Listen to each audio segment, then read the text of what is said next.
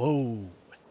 Hello, and welcome to a new episode of the Game Audio Hour, a fortnightly podcast where we discuss all things game audio, from creative ideas to the latest techniques, project experiences to audio secrets. Here is where you'll find in-depth coverage and opinions related to game audio. That's right. I have that little chyron over here. It says Vincent Diamante. That's me. You're probably more interested in these two guys here, like Alex. How are you doing, Alex? I'm doing very well. Thank you very much, Vince. But I think everybody is really here to see that guy over there. Wait, I have to wait for the stream to catch up to see if I'm pointing in the right direction. Because right over there, yes, I am pointing in the right direction. Right over there is the effervescent, illustrious, magnanimous, gregarious Michael G. Shapiro. Those adjectives are decreasingly accurate in the order that you listed them, but I am doing well. I'm enjoying. I like this tea so much. I just have to share it with our viewership. This is Stash. Is it visible? It's a little hard to see because nice. but it's Stash green tea chai. So it's chai tea with that vague halo of healthiness that green tea is supposed to give you. I'm not going to lie. Some of the flavor is probably psychosomatic because I think the packaging is really attractive, but it's a really good tea and it has lots of kind of like melon rinds and spicy stuff in it. So if you were doing like late night game audio and you just need some sort of caffeine dose, this is my recommendation. And no, I'm not getting paid yet, but Stash, we need to talk. Whew. Okay. Do you like chai as well, Vince? I love chai. I do. I really enjoy it. Although, I've had some brands that have turned me off. Yeah, I mean, it could really vary quite drastically between the different brands, and there have been a couple that I really, really love, and a couple that I thought this is just stuff.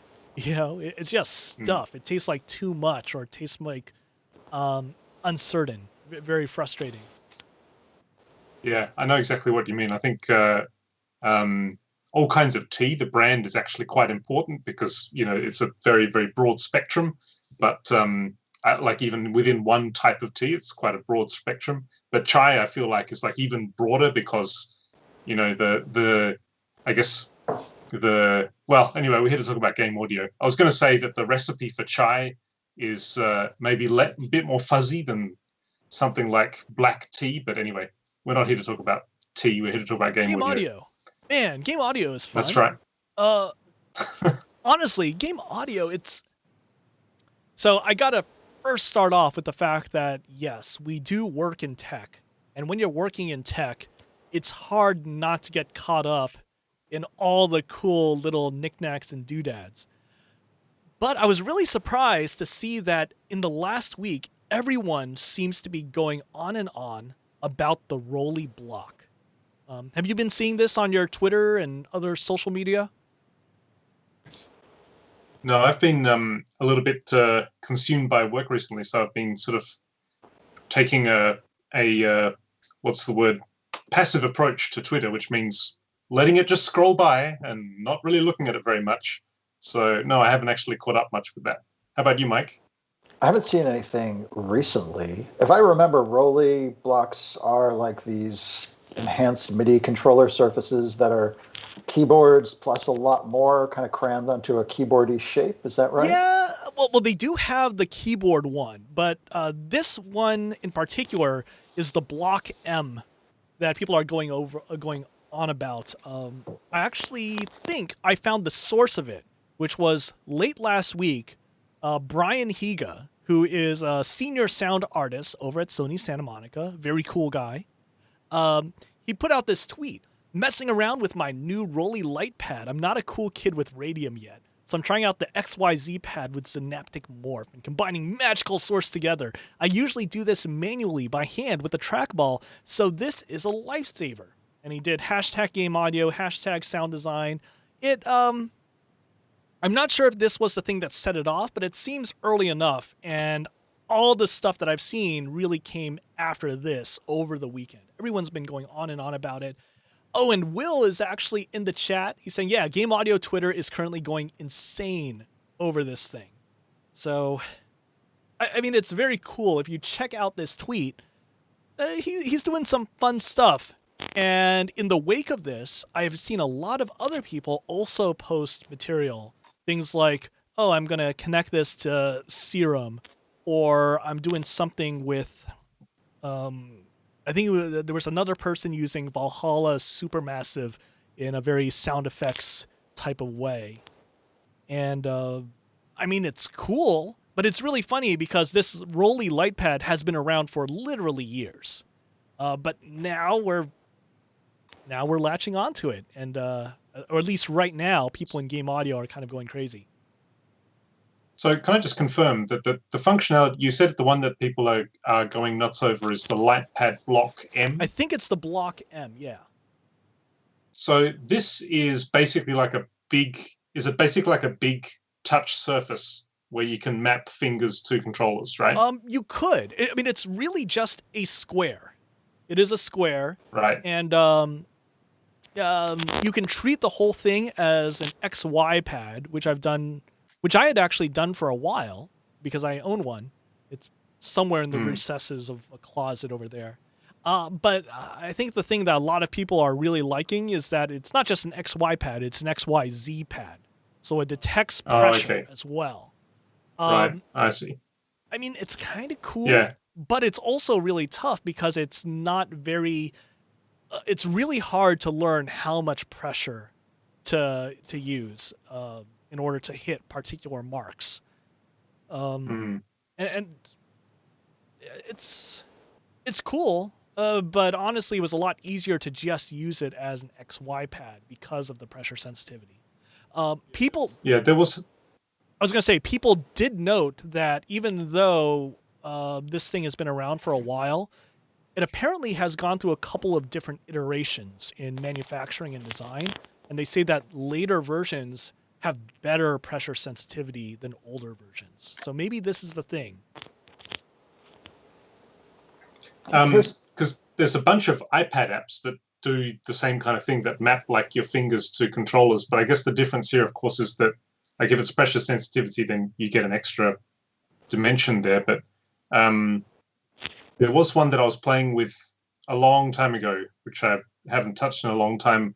Don't remember the name of it, but you could actually map different controllers to each one of your fingers, and then the X and Y of each one of your fingers could then be mapped to separate parameters, which kind of gives you quite a lot of possibility in terms of, just experimental control of your MIDI instruments or VSTs or whatever. I guess, of course, if you have that extra dimension of being able to push into it, I guess that adds an extra layer of possibility, perhaps. I don't know.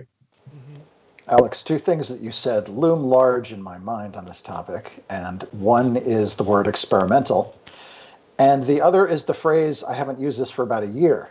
And what I'm curious is, if we look at controllers outside of your standard keyboard, guitar, et cetera, and sliders and fader type things that we normally find on keyboards, have either of you found a controller, a non-standard controller that you use for other than for a brief exploratory period? I think Vince is the best qualified person for... There we go. There it is. Bring it up, Vince. Come on. I mean, this one is... I mean, it's an instrument. I made and I put an effort into learning it as an instrument, and I've stuck with it. And I think that's cool. I don't think of the iwi and its friends as experimental, though. I feel like that's a tried and true form factor. It's basically a MIDI abstract woodwind. Yeah. So I do think it's awesome that you've really mastered that thing and you get such expressive performances out of it. But I'm really more thinking like the Roli Blocks, like the things that are non-obvious shapes, little grids, non-standardized form factors that change all the time, so that there isn't as much of a incentive to really learn a skill set, because it's not like a violin where that the skills will transfer for the rest of your natural life. So has anyone leaving aside, Vince, your mastery of the iwi and friends as a more practical example of that sort of thing, has anyone ever really dug into one of the more exotic or novelty-ish controllers and made friends with it for a long period of time? No, Oh man. I think my Roland controller has a D beam. The D beam. Oh yes, the D beam. So I could actually do some hot theremin action with this, but and actually this D beam is very, very easy to set up because it's designed to make it sell like something that people would actually want. So you just press the assign button, you do a thing, and then you do a controller, and then you've got it all ready to go. But nope, Oh man. nope, I love the D beam. nope. Actually, I used to have a couple of keytars. I no longer have them. I kind of regret selling them, but they also had a D beam on the keytar, and it basically functioned like a whammy bar, except you're not holding an actual whammy bar. You're just sort of like floating your hand above the key bed. And it was actually kind of hilarious, but it made some very cool sounds. I really liked that thing. I'm actually thinking even further back. Alesis was messing around with a couple of things that were even more robust than Roland's D-Beam. And we're trying to do things in three-dimensional space. They had the Alesis Air controllers.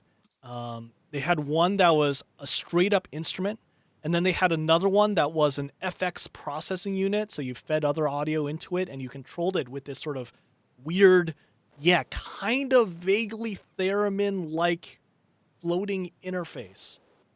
And they were really trying to push that at the time. This was around, I want to say it was 99, 2000, actually. They were really pushing it. But it didn't really have much uptake just because it was so damn hard to learn.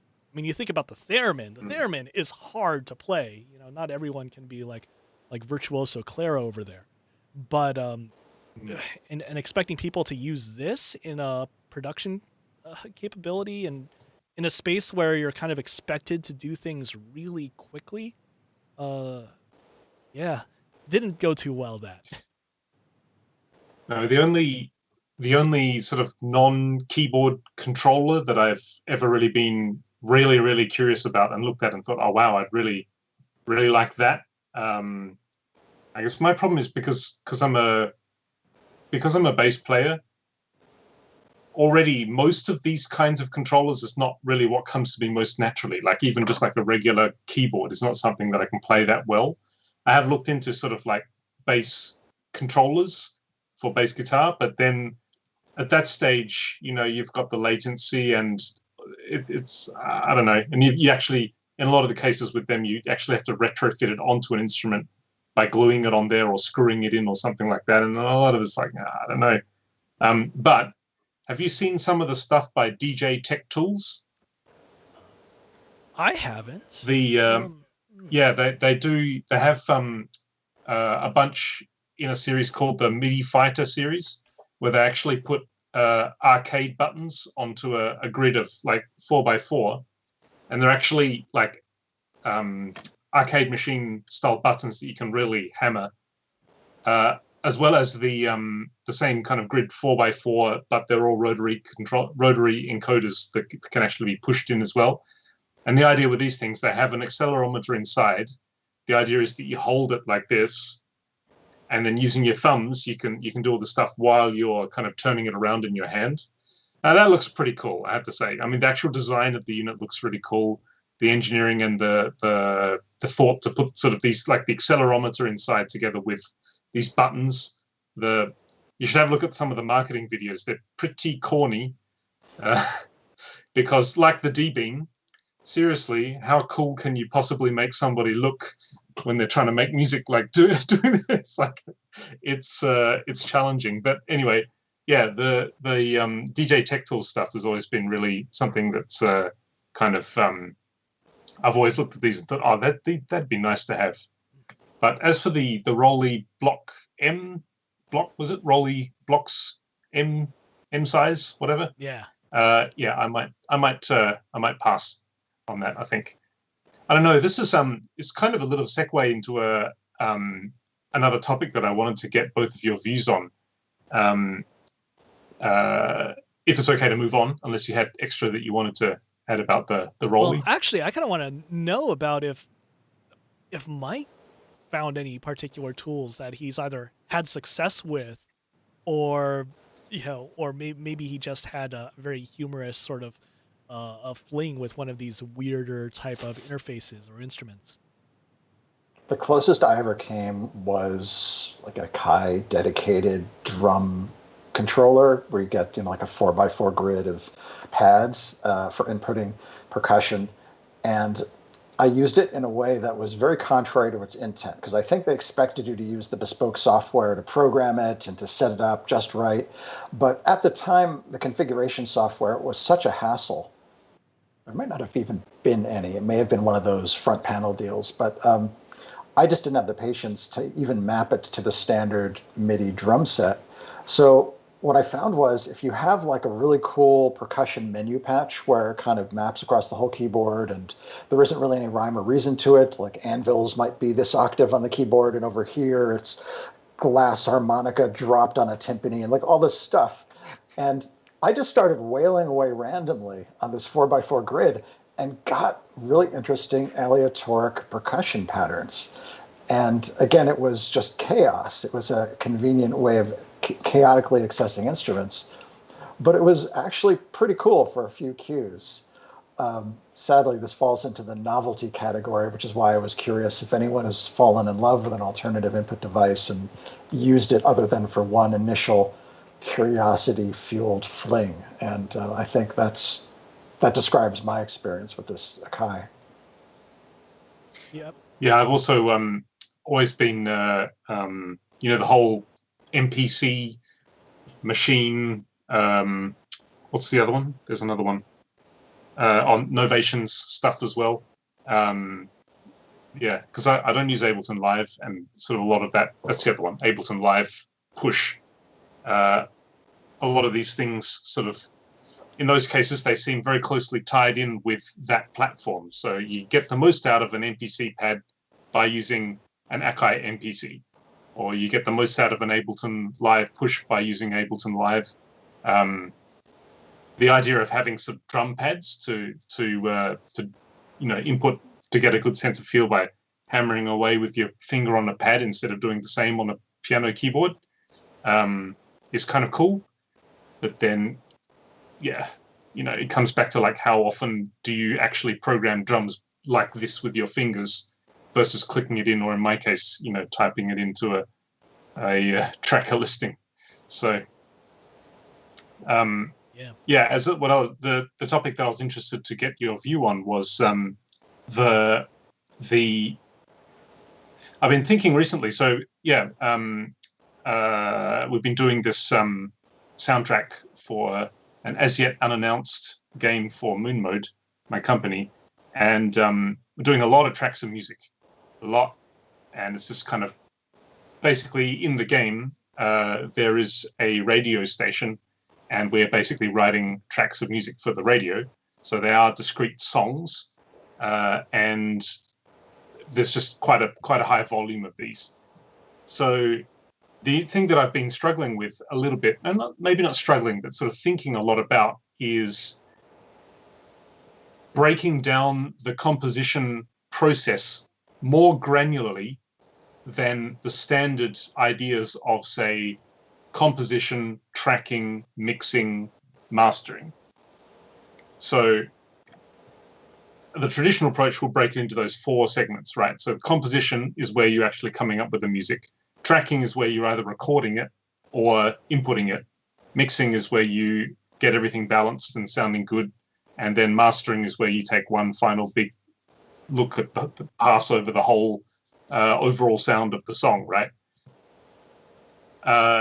What I found, though, is that even in those first two sections of composition and tracking, it's possible to break that up into much more discrete segments. And I found that each one of those segments has very, very unique challenges associated with them. And I was curious to know, in your case, whether your composition procedure, when you're just sitting down, okay, I need to write this kind of piece of music, what is the first step that you take? What challenges form part of that first step? And then as you move between the phases of your process, how do those challenges change as you go along? Mike, because I think in your case, I think you mentioned to me before that you try, in most of the cases, you try to sit at a piano with some manuscript and a pencil. So your composition phase is much more analog. Is that something you do for all of your work, or does it depend on what you're working on? That process is almost always when I'm doing something that's acoustic, orchestra or live players, or if I'm doing an emulation of something traditional and acoustic. Because if I'm doing something orchestrally, all my habits are, I shouldn't say all, but my musical habits and knowledge are partially evoked or more effectively evoked by pencil and paper. I can summon the visual image of an orchestra and the visual and auditory image and imagine what could happen in that context. So therefore, in those situations, pencil and paper work out really well. But, under a deadline, if I'm doing something action-y, I'm not above the slam rhythmically onto your keyboard and let the Marcato patch sing. But it sounds like so to finish what I said, I guess, if I'm doing something that is more electronic or textural, I don't use pencil and paper because it wouldn't make sense for that tool set. But I feel like you're asking about something maybe a little more nuanced than just what's your input device. Yeah, I'm not specific thinking about how you're inputting the ideas once you get them. Okay, so I was doing a little bit of soul searching one morning when I was walking to the gym because I was having a particularly hard time that week basically coming up with a good idea for a song. And, when you're on this kind of schedule, we're trying to sort of go for about one song a week. So it's pretty intense. And most of these songs are quite sort of simple electronic kind of things and about 3 minutes long. And the actual aesthetic style guide that we've created is quite specific. So we sort of know the kind of tone that we're going for. So with all of those creative limitations in place, it's sometimes just really hard to come up with something to do. So as I was walking to the gym one morning, I was doing a little bit of soul searching, and I realized that for me, the hardest part of writing a piece of music is the very first conception phase. And I realized actually that I can do a lot of that work more efficiently if I'm not in front of my computer at all. If I'm not like looking at anything, I don't have a piece of paper or a pencil or anything.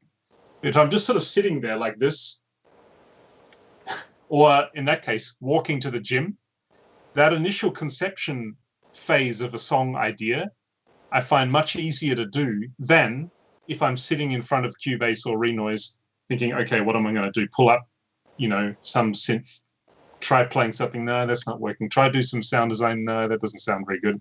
Or get out my Roli Blocks M and set it up to have my fingers mapped to different parameters and start pressing stuff. No, that's not good. I can kind of sort of see how my problem is that I rely too much on my tools to sort of inspire me back. So I like play something with my favorite synthesizers. Yeah, that's a good idea. I sort of rely too much on that. And by the same token, if I did have something like the Roli block or like a MIDI fighter or something like that, and I'm busy mapping everything around and experimenting that way, I think I would end up wasting a whole lot of time setting everything up in the hope that my experimentation would somehow inspire me back, when I've realized that I can actually do that first most difficult conception phase more efficiently just by walking to the gym and thinking in my head, here's the kind of sound that I would like, or here's the kind of feel that I would like, or okay, here's our aesthetic guideline. I'm going to take that element of it and try and do something with that. Then when I get home from the gym and I actually sit down with that conception phase already in my mind, then I find I can work much faster. So for me specifically, this is the segue back into this idea of experimenting with unconventional and different forms of input and controlling sound devices and things like that. for me, I think I've realized that it's dangerous. It's a risky approach for me to be doing it that way, because I'll probably find myself just spending all that time setting things up only to not have it inspire me, in which case I get depressed that, this blocks, this sucks, this is, and blame that, or blame Cubase. I should really be doing this in Renoise. What am I doing trying to use this ridiculous DAW? Instead of just sort of sitting down thinking, no, wait a moment, where is my idea? I have to lock onto that first in my head before I should be doing any of this production work. I completely agree. I think the walking to the gym methodology is at least an important component of everybody's creative process. For me, I often get similar inspiration in the shower, and I think it's because my mind is trapped while my body attends to more practical things, so it starts coming up with ideas. But it's a common occurrence where I suddenly race out of the shower dripping water across the living room because I came up with a great idea, and now I want to record it before I forget it. So I think that if we abstract from our two examples, I think the general idea of getting away from your tools, getting out of the studio, and letting your aural, AURAL, imagination run free, and letting that magical mix of associations and echoic memory and the thing you listened to 3 days ago, that kind of maelstrom, that chaotic stew of creativity, let that do its thing without your hands overriding your mind's ear by constraining to what you can access on the keyboard or your Roli Blocks M, and therefore constrain your mind to what's coming out of the speakers as a result of those physical improvisations. So I find a mix of those two things is great. Sometimes it's great to jam and see what comes out, and sometimes it's great to sit on a hilltop and relax and see what music arrives. And I've come up with great cue ideas by both methods. Vince, what's your take on this topic? Yeah, I agree that the mix of this is great. And sometimes you do need to go back and forth on it. I think I would also suggest that, at least for me, I found a lot of benefit in really intently studying what are the mechanics with which I actually do something. So sometimes I'm not thinking, all right, what's the big picture? What are some like ideas here? Instead, I'm thinking actually on a much more micro scale than the usual compositional elements. Like, all right, what am I going to do? I am going to go into this plugin and change the way that I am doing CCs. You know, maybe it's because it's not obvious, or maybe it's not set up the way that I would like, or maybe it's totally not set up for this at all, and I actually have to go through some convoluted methodology in order to get I don't know, some plugin to do this. Oh, actually, yeah, are you guys familiar with the YMCK plugin? They're this Japanese band that does this 8-bit music, and they made this very free plugin for doing NES sounds. But in addition to being free, it's actually not very robust. So I actually have to set up a lot of different hooks in order to do some of the things that I know that an NES is actually capable of, but they don't really provide that to you out of the box with their emulation. So I actually have not necessarily a lot of fun, but I feel like it's actually really productive to just dive into not just the physical virtuosity aspect of tracking music, but really dive into that, into really considering what that physical virtuosity that's required actually is. And maybe I should change that. All right, I'm going to take this thing off of the keyboard and put it on my iWii. Or I'm going to take it off of my iWii and put it on my iPad. Going back to that Roli block, I think it is really cool what you can do with that. But honestly, in terms of the programming capability of it, give me my 9-year-old iPad. I like that as a robust platform with which I can explore the possibilities of interfacing with all this different software. It's just that much more robust. So yeah, I find that going at it micro and really focusing in can sometimes help me get to the right place that I then zoom out rack my focus back, and then I actually have a better picture of things at that point, and then I feel even more productive on that level. I might be oversimplifying the process that you're describing, Vince, but doesn't that intense focus on the technical, isn't the transition then to move from that to a focus on the artistic, isn't that sometimes a difficult transition to make? Maybe. I actually don't think so. For me, it's almost like when I'm taking a photograph and I have my camera and I have my lens and I'm going to focus in on these particular details.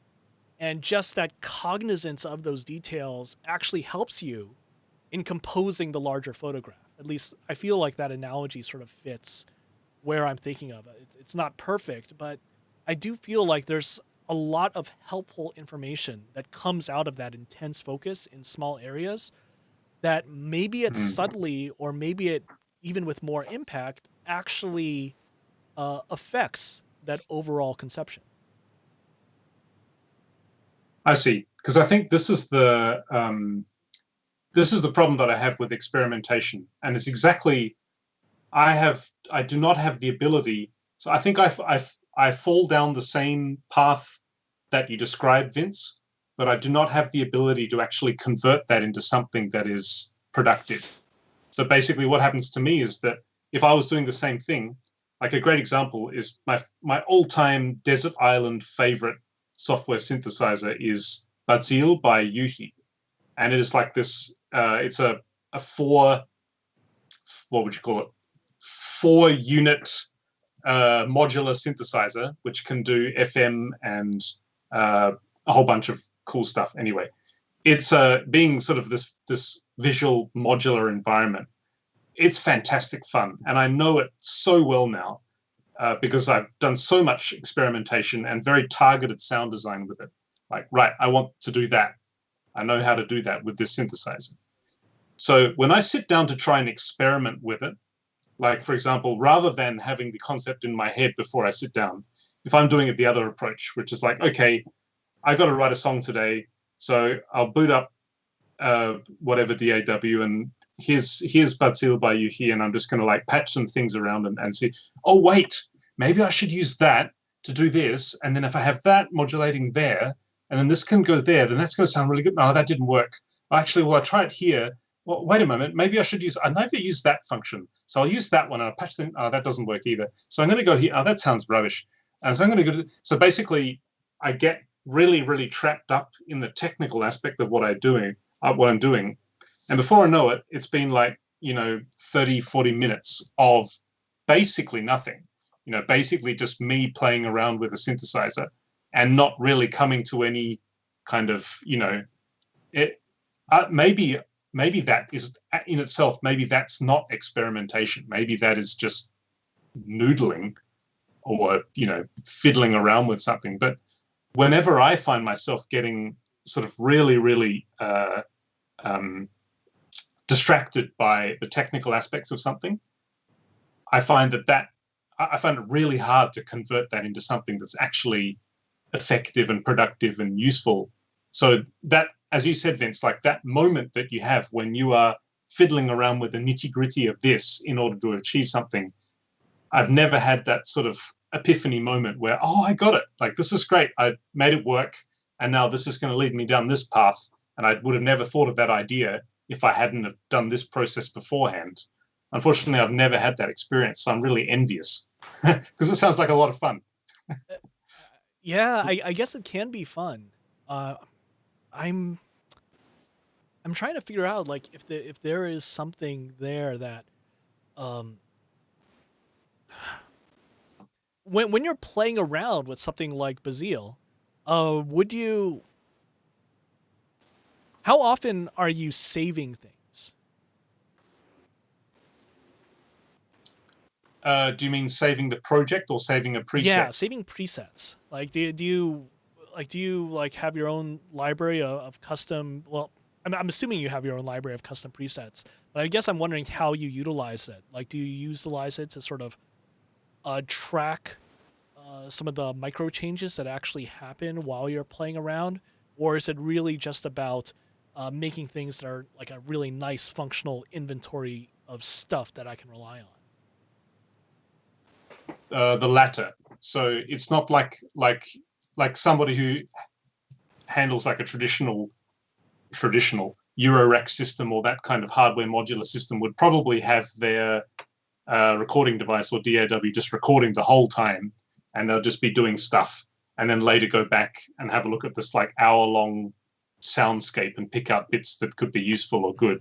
I'm not doing it that way. So I'm usually sort of basically patching with something in mind that I'm trying to achieve, failing, and then if I happen to come across something that sounds really good, it's at that stage that I'll save a preset. So, or in my case, often is I'll multi-sample it for use in renoise because it's much more CPU efficient. Right. So, yeah, I don't. Yeah, so that. Yeah, I'm not. It's not like I'm sort of constantly recording it, hoping to capture something good. Right now, my gut thought actually is maybe it's worth thinking about saving some snapshots of that, where you're not just purposefully recording those moments where I'm very happy with this particular sound right now, but maybe instead mapping out the journey, I guess, even if you don't know where that journey is going. And it might be useful to actually sometimes traverse backwards and forwards through that path.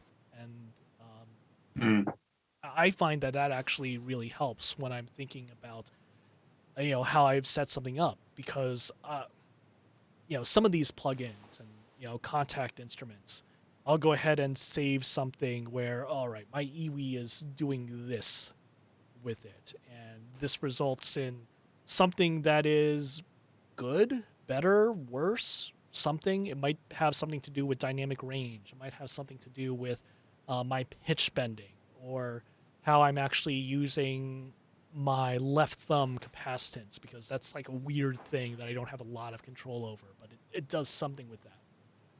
Even if it's not something that I know I'm going to use in the future, I still like saving it and going through that process of knowing that I was at this place where I was considering this moment. It's like, okay, I don't know these particular destinations, but I get a sense of all the different forks in the road that I've been on. And I find that those, yes, are little things that I can focus in on, but when you sort of see them all together and have a sense of that path through a preset, a set of presets on an instrument, or a set of snapshots on a synth, that actually helps me a lot with figuring out where I'm going to go to, even if I'm not there yet. I'm curious to hear about how you handle the balance between the technical and the artistic, Mike, because often in your work, you have the artistic aspect, which is challenging in itself.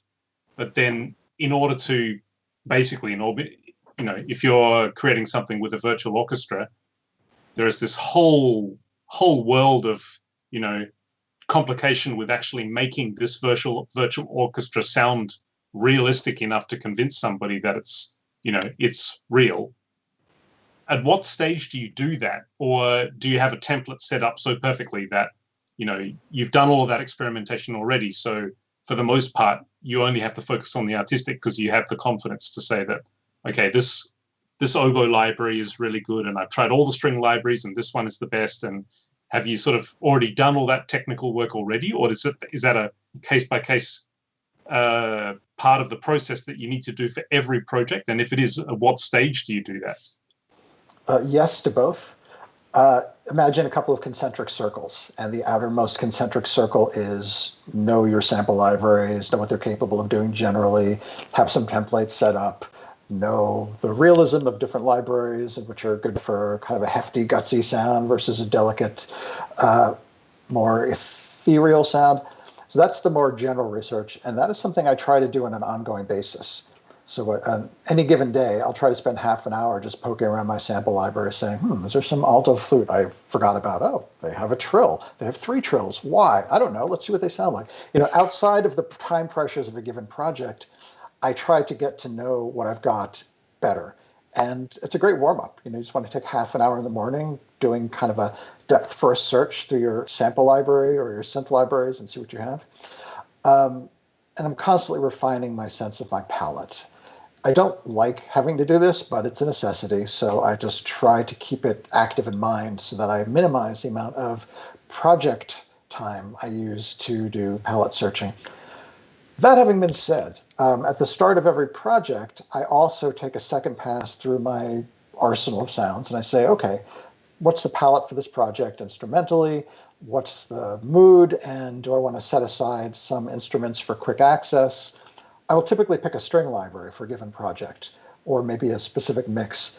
But I know that if I prototype every melody with 5 different string libraries, I'm going to create a speed bump for my creative process. So if I pre-committed, like I'm going to use Spitfire winds for this, and I'm going to use Spitfire strings, except when it's an action scene, and then I'm going to switch over to the string library, and I'm going to use Berlin brass. Like if I've done the big picture decisions, I don't have to spend a lot of time fine-tuning the palette when the clock is ticking.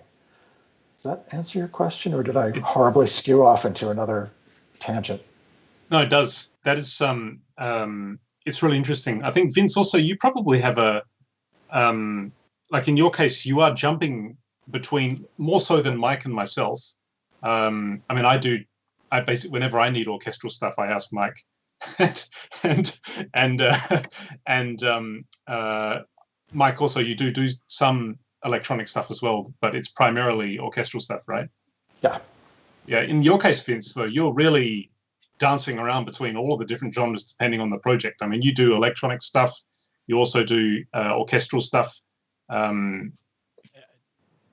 that sort of genre, I guess, if you like, that very, very, not really broad strokes, it's more like a, the massive paintbrushes. I don't know if you've ever seen the people who do the Japanese calligraphy with those massive paintbrushes. One of those brushes, those ones. The texture of the music, I guess, whether you're going to be having orchestral or whether it's going to be electronic or it's going to be more of a live performance feel or acoustic instruments or whatever. This process that you described of experimentation, especially with focusing intently on a very small aspect, do you do that even in the case when you're doing, say, like an orchestral emulation like Mike does? Yeah.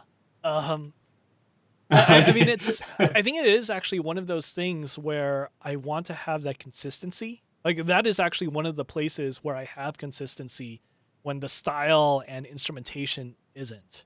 So, messing with synths, I can do all sorts of stuff with that. I think the fact that I use my iwi and my iPad as much as my keyboard actually gives me a lot of opportunity to approach all these other instruments in the same way. Like as an example, I've been messing around with curves with my Wallander winds. All right, I'm doing a new piece. I'm working on this thing. It is ostensibly orchestral. It is doing a little bit of the Looney Tunes type thing, but then it gets more dramatic. Cool. What am I going to do? Often I'll actually mess around with that instrument or those instruments and see if there are things that I can do with that, because I know that even though they are going to be orchestral, I know that I have to have a certain amount of range in order to do the Looney Tunes thing as well as sort of the sweeping romantic type of orchestra. Is this something that I'm going to try to do in real time? And more often than not, the answer is yes. So I'm going to go into the instrument and mess around with the programming. And thankfully, I tend to go with instruments, even if they are orchestral instruments, they have a similar amount of affordances as my synth stuff, like whether it be Yuhi or Arturia or whatnot. So again, having that, I'm going to dive deep down in this place, and that helps me as I look at the larger picture. I think it helps with that too. I'm kind of envious of both of you, really, because it seems like you've both got the niggles of this distraction by the process, basically, much more ironed out than I have. Like I'm a bit of a mess. I think I'm still very much figuring this out. The only aspect that I've really got good control of now is mixing. Mixing is something that I realized quite a long time ago that I really, really love. And I can be happily distracted by 0.1 dB of a difference all day. And often I find that when I'm creating music, I find that very first conception phase and the subsequent tracking phase kind of annoying because I just want to get to the mixing phase as fast as I can. I want to have my music done so I can start mixing it because I just love mixing. So one thing that I have got good control of is that I know that as soon as I get to the mixing phase, that's when the fun starts. And so I'm going to get really, really distracted by the joy of the process at that point. So rather than starve myself of that joy, I've found it much more productive for myself to sort of take a hybrid mixing approach where I will mix as I go along. But one thing I've sort of learnt, a lot of people say that, well, a lot of, if you watch YouTube videos about music production, they will tell you that it's a good idea to separate tracking from mixing so that you don't get distracted too much when you should really be thinking about the music and not about how things sound. But I say, no thanks. That's like taking the joy out of all of it for me. And I guess also with electronic music, in order to basically, to get that feeling and to get into it, to get this is the sound that I want. This is the feel that I want when you're tracking something. You need to mix it to a certain extent. It just has to be done because otherwise it's just too dry. And you're sort of holding in your imagination, okay, when I mix this, it's going to sound like this. So these other parts that I'm now going to be tracking should sound like this to fit in with this sort of conjectural, speculative idea of what I'm going to be mixing to. So it's a good idea to mix a little bit as you go along. So one thing I have got a control of is not letting myself mix too much during the tracking process, and just to sort of draw the line in between, okay, this part I'm going to do when I'm properly mixing, and this part I'm going to do while I'm tracking. So I've got that under control. But as I said, to sort of get from the conception phase into the tracking phase, and then the second challenge is when I'm in the tracking phase, is thinking about things like structure and emotional flow and things like that, and that takes a different kind of creativity from the conception phase where you're just trying to sort of think of what to do. Yeah, I'm still a bit of a mess in trying to sort of codify and properly organize those first two segments so that I can just get into the mixing. Well, I mean, to your point, imagine you're writing a sampled shakuhachi solo, and you've got your favorite sampled shakuhachi flute because you couldn't afford to hire a real player.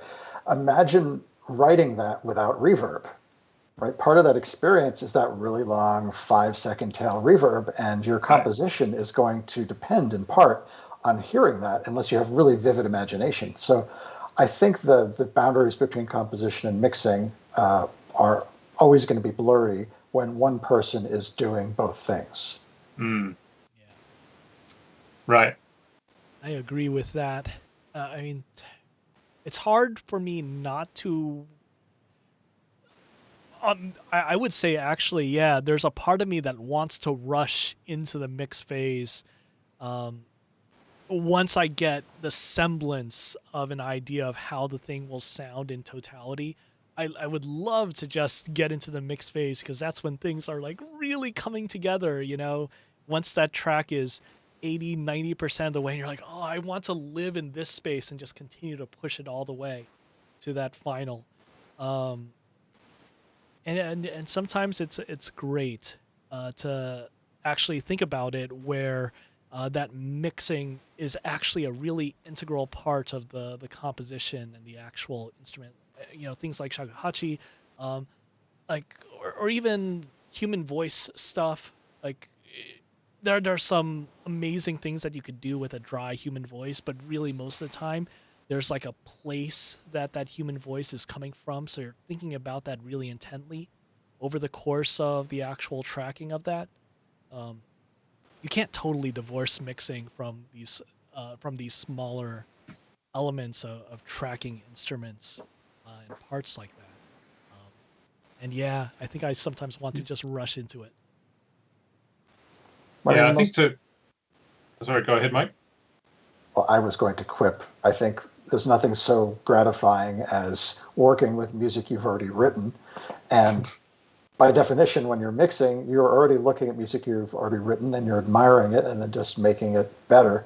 So I completely understand.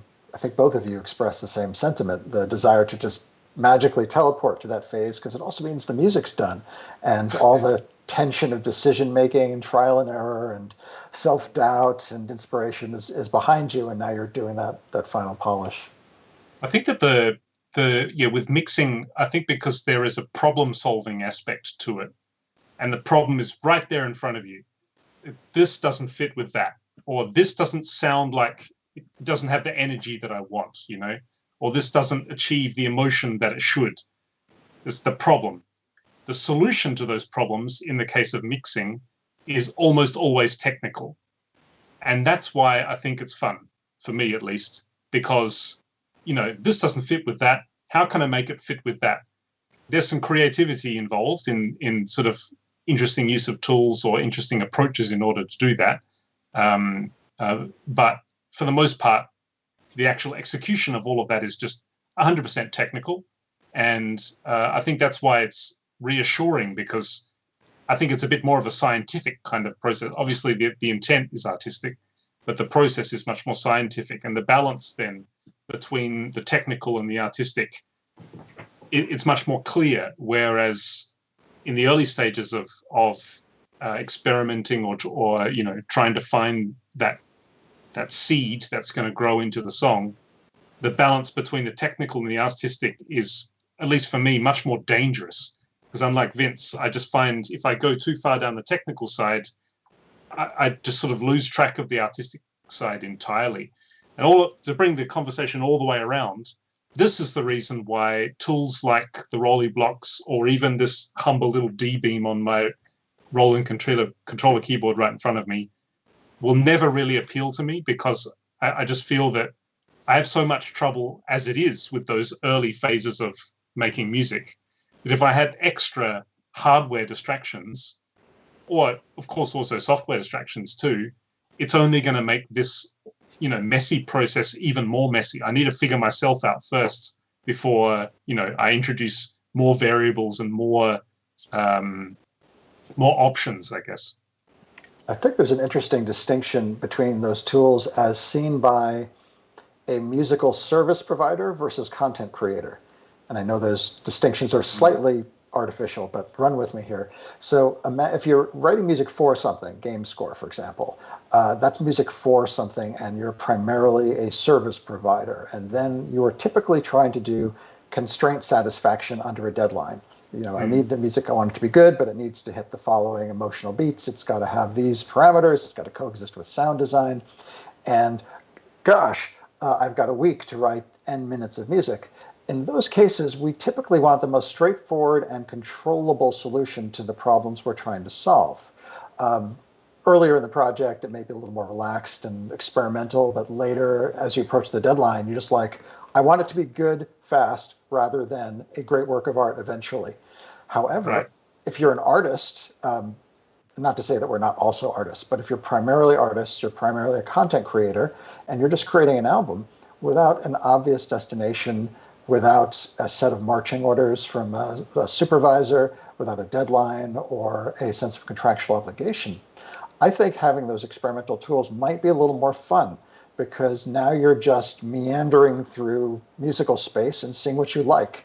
Rather than trying to find, create the ideal filet mignon for a picky guest who's going to arrive at your restaurant in 2 hours, to belabor my analogy terribly.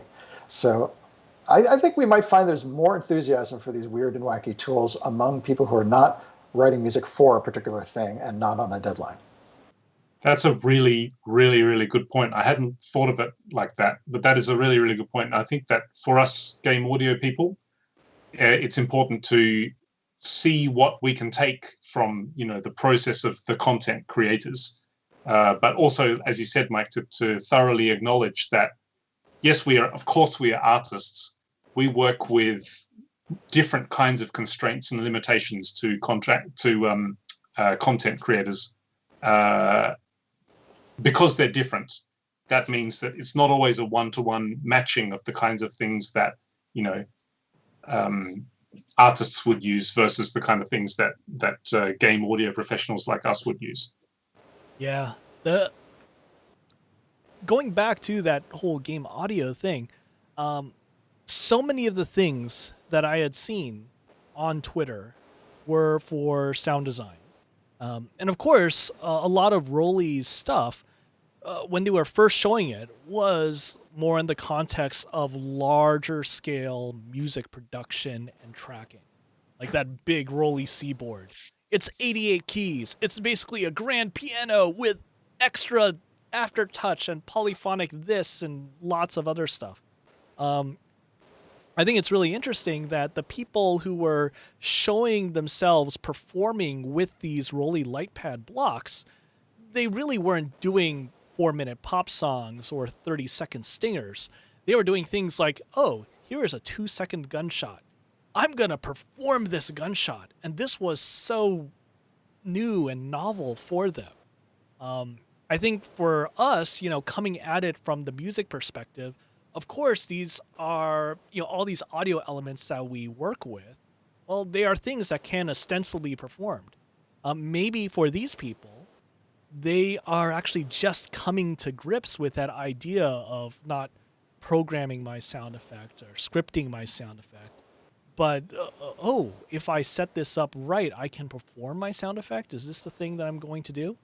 And this is not a new thing in the sound design space. There have been a lot of pieces of software that have been trying to do that for a while. I'm thinking about, Game Synth and the stuff that's made by those guys at Sugi. They make some really interesting audio tools for game audio creators and other sound designers. But now this piece of hardware that is unearthing or revealing the inner performers of a lot of these sound designers on the game audio Twitter space and following the game audio hashtag,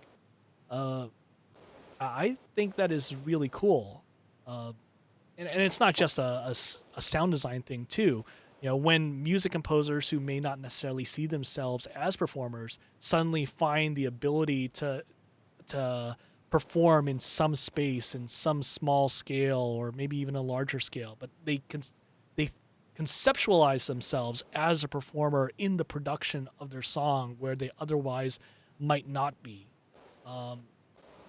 That creating that energy and excitement there, that's a really cool thing in and of itself. That's a good point too. Yeah, I think it brings the work that we do, especially sound effects design in game audio, a little bit closer to like movie Foley performance, which I think it's easy for us to forget as game audio people. When you're watching like really professionally done Foley, that's people actually doing that. It's like, oh, wow, cool. That's a cool. When you think about it like that, nice. It's not necessarily just bunching up some assets in Reaper or Pro Tools, but it's actually people looking at a screen and getting those coconut shells and making that sound in sync with what they're looking at, which is a nice aspect to bring into game audio too, I guess, in some form. I think we're stumbling on something that is probably obvious to a category of artists that I'll just call real-time performers. And this could be musicians in a club or a coffee shop or sound designers, as you say, anyone who doesn't have a chance to edit after they create. I think in those cases, tools are much more interesting because you're limited to what you can produce in essentially one take, right? That's what performance is, single take audio. And in that case, if they've got some weird Roli thing that creates crazy arpeggios based on your galvanic skin response or whatever, to us it might be like, well, we could just sit down at a DAW and plug that stuff in and create it with complete precision. And they'll say, yeah, but I'm doing this in front of a concert audience in real time. So I think for that crowd, for that kind of creator, those tools are actually more interesting than they are for us. Mm. Well, Well said. yeah, I think there is something to that. I've always liked looking at the real time aspect, though, just because of the needs of media scoring, like not just video game scoring, but media scoring is so entrenched in time and deadlines and the necessity to have real functional dense stuff just sort of happening, real dense progress happening in smaller chunks of time as opposed to larger chunks. So I mean, that's the reason that I initially got a block, because I thought, oh, maybe this will be a place where I can put more information down rather than less in a smaller period of time. It turned out that it wasn't. It did, but how good that information was, at least at my particular stage of using the instrument, wasn't quite there. But that's okay. Um, but yeah, there is something very cool about that, from just an abstract density of material that I'm laying down on tape. Not tape, but I guess my SSD. That's not tape anymore. Never mind. Never mind. Old man, Ugh. what are you talking about? Why did I go to school and learn how to cut all those angles that you could cut 2-inch tape at? Like, I did not need to learn that. I wish I realized that at the time. It's like the Dewey Decimal System. Why? Yep. Oh man, it's already been an hour, so we should probably cut off very shortly. But before we do that, what are you consuming? What games, what songs, what other media are you consuming right now? Mike? I've been doing Jack this last week because I have been dealing with the joy of a compressed nerve, which has kind of thrown my daily habits out of whack. So all my media consumptions have kind of been on the sideline, basically. So I don't have an interesting answer. Hopefully next week I'll be back in operation and have something more interesting to say.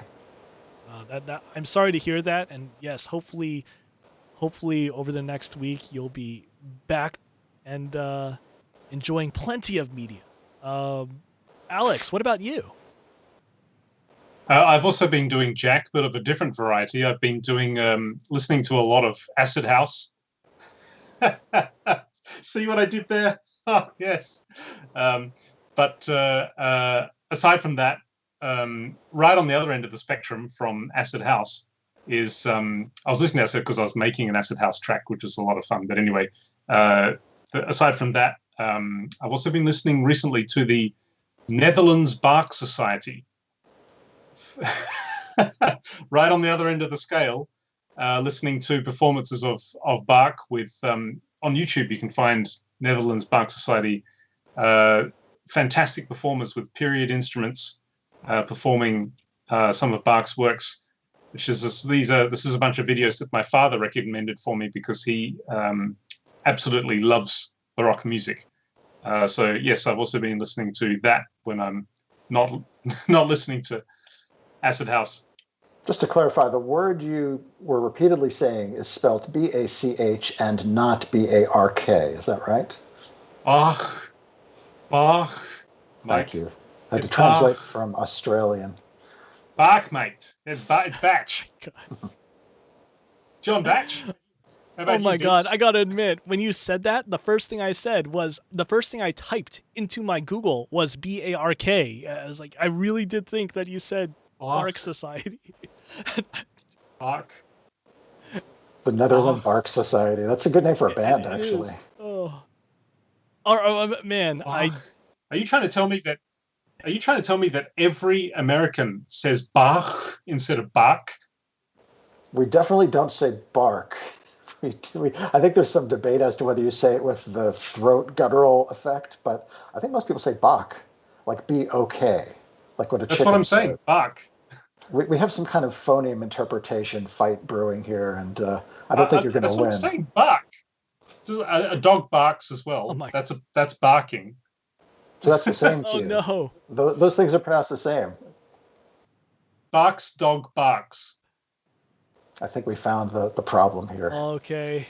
Will is saying ask a Brit to say door, and Yeah, DAW. Well, that's right. Well, that's why I don't say door. I say DAW, because if I say door, then people wonder what I'm talking about. It's like, it's over there. You needed to leave now because your accent sounds so silly. No, that's why I say DAW, you see. Oh, man. Anyway, All right. Vince, how about you? What have you been listening to? What have you been I've playing? been mostly listening to my wife playing Hades on Nintendo Switch. Because she is playing that game. I'm not. Unfortunately, I've been really swamped with work, so I haven't been able to like sit down and relax with a video game lately. But it's nice actually to see her, not a hardcore gamer, really seriously go into this game, which is very much a core game, if not a hardcore game. So it's actually been really fun seeing her traverse this whole game and her journey of learning this game and building up her expertise and virtuosity. It's really quite cool. I can't wait to actually properly play it because I've tried a little bit, but I really need to dive in more properly into the game. It is an excellent piece of work. Yeah. Well, maybe next week I'll actually have some time to play it, and then I can actually tell you about it on our next show. But it's been an hour, more than an hour, so we should bid you guys adieu. Thank you to all of our watchers and listeners who are on our Twitch or watching us on YouTube. Thank you so much. It's really great seeing you guys in the chat. If you are interested in keeping up with us, we do updates on when our show is coming on Twitter. So you could just follow us on Twitter, Game Audio Hour, and we tweet whenever the show's coming up. Usually it's every 2 weeks. And if not, well, we'll tell you it's probably going to be for some very boring work reason, so we won't belabor that point. But until that time, goodbye. Later.